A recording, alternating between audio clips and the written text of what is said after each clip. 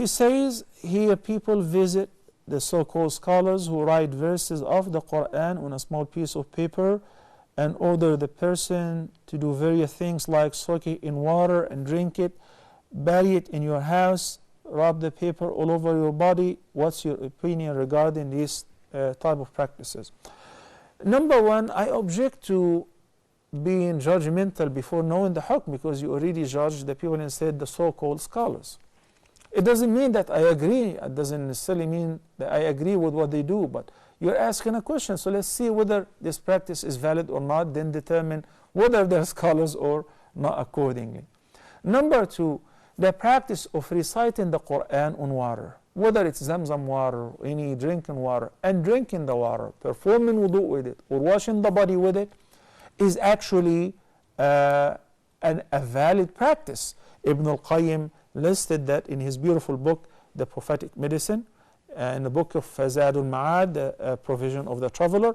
Salih, the son of Al-Imam Ahmad ibn Hanbal, said that his father often recited Quran for him in water, and he ordered him to drink it. You can do all of that. You can recite it on food, on drink, on water, and drink it. You can do that to yourself. You can have a righteous person who would do it for you.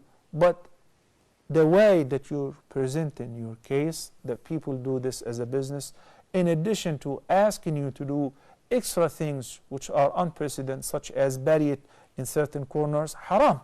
You cannot bury the Quran as a means of protection. As I have seen and heard about people whenever they're about to build a new building or erect a construction, they bury a copy of the Quran on each corner as a means of protection. This is a major sin. This is definitely haram. So reciting the Quran on the water and drinking the water is valid. But asking to wipe the paper which have the Quran against your body and bury it somewhere, keep it beneath your pillow, these practices are of course not from the Sunnah, so we should avoid that.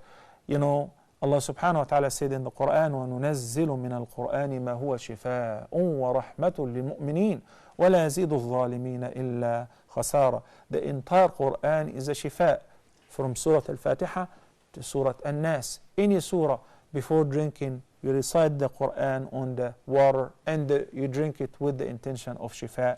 It helps.